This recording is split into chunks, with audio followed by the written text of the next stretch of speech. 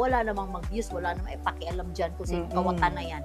So gumawa sila, akala siguro nung Jeff na hindi na masyadong dahil hindi na masyado active si Moon.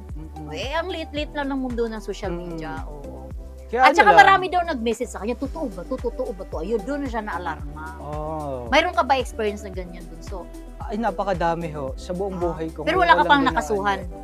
Wala pa naman. So, awa ng Diyos, wala pa naman. Pero, di natin masasabi yung sitwasyon. Pero, kung talagang mapupuno ka kung talagang mapupuno na. Pero, syempre, pa sa Diyos natin. Pero, hindi, sabi ko nga, hindi lahat ng bagay ay maiintindihan yung tao.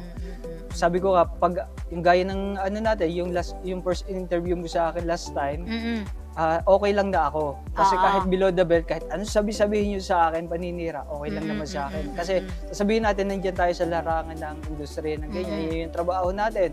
Pero syempre, pag nadamay na yung mga pamilya mo, ibang usapan na yan. Pero, konti pa. Kasi pwede na eh. Kasi doon na ako kukuha ng lakas ng loob eh. Kasi pag sa akin ang tagal ko na rin na ibig sabihin dito, ang tagal ko na rin naman na pasensya. Pinagpasensyahan lahat eh. Pero okay lang naman sa akin. Sanay tayo diyan sa mga ganyang bagay. Pero may sukdulan tayo. tayo. Pero hindi lahat ng bagay okay. Kasi once na yung pamilya na yung na-involved, kukulo ka na talaga eh. Hindi na, baka sumabog na yan.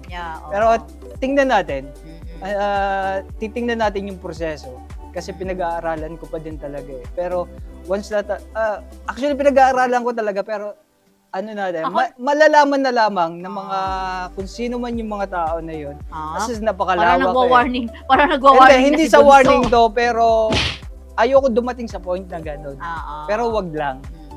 Kasi siyempre, yung sarili mo okay lang eh. Pero yung mga mahal mo sa buhay, hindi naman sila sanay sa gano'n trabaho. Hindi naman sila nakikita sa mga ganitong gawa. Kung sa public, private na mga tao yun.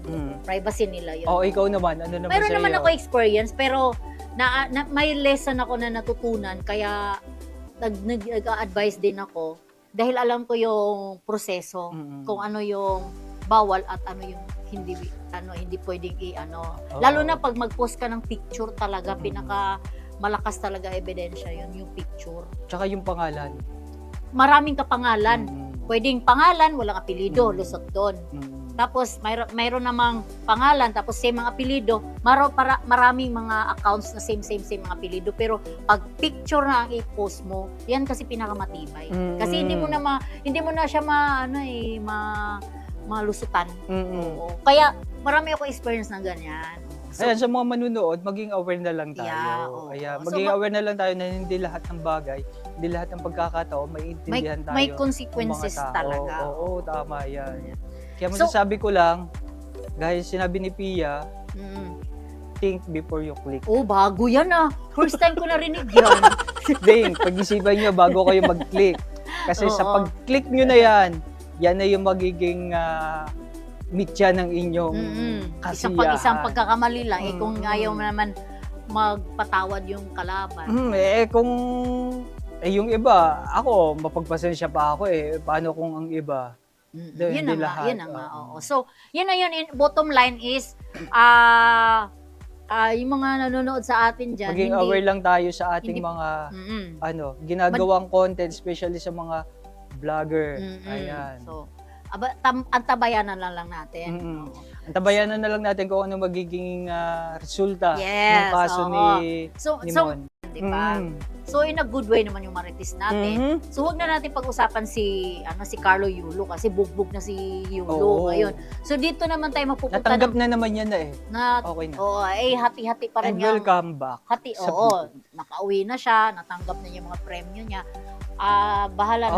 Family matters na lang yan. Ngayon naman, ano yung natin latest naman ito naman kay Mon Confiado. Okay.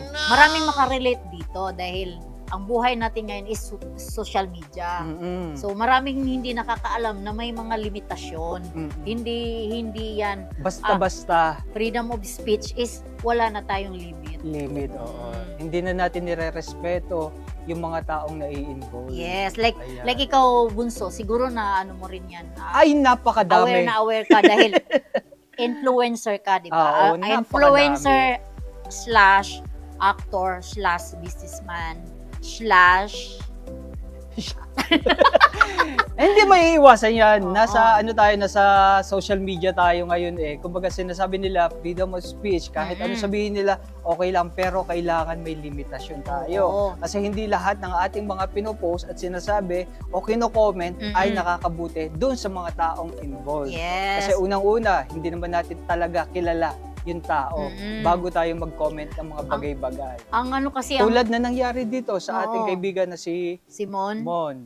ang habol kasi ng mga tao ngayon, views. Views. Kasi dati nung wala pang bayad ang Facebook, wala namang pakialam ang mga tao. Aha. Ngayon na mayroon na kasing bayad, kaya lagi sila naghahabol ng mga views. Yes, So, kahit Gumagawa ng eksena. kahit magsinungaling, kahit gumawa ng mga fake news, ma-view lamang, na kahit masira yung buhay ng mga tao, Yes, oo.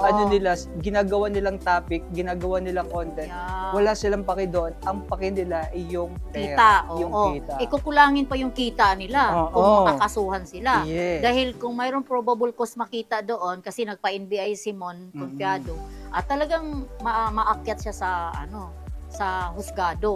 Ang ano lang naman ni Mon, mabait pa nga si Mon eh. Dahil kinausapan niya eh. Kinausapan niya yung Jeff Jacinto, ano ba yung pangalan yun? Baka makalimutan tayo. Oo.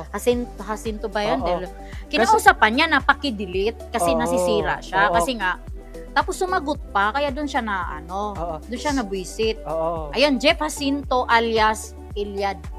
Oo, tama. Tapos sabi ang sagot daw sa kanya, joke lang daw yun. Oo. So, Kaya sabi nga ni Mon Confiado, sa buong buhay niya, ngayon lang siya nakaranas ng gano'n. Oo. Kasi inalagaan niya kasi yung pangalan niya eh. Mahirap Oo. naman sa atin kasi talagang aalagaan natin yung pangalan natin, lalo na sa ganitong larangan ng trabaho natin. Kasi hindi naman natin masasabi kung hanggang kailan yung kilala tayo, kasikatan tayo. Kasi minsan masasabi nila, laos ka na pag walang nakikita.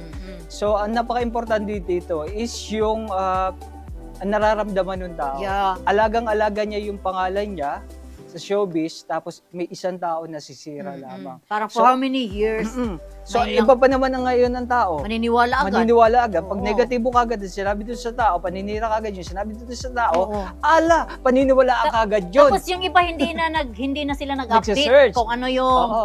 kung Totoo. ano yung update na ng kaso na yun. Oo. Nabasa nila, yun na yung paniniwalaan nila, Aha. kawatan, ganun. Aha. Ireputasyon yun eh. Oo. Dati kasi ang mga issues, kasi isa din ako dyan na nakaranas yan, yung may mga lalaki, may mga jowa, yun lang.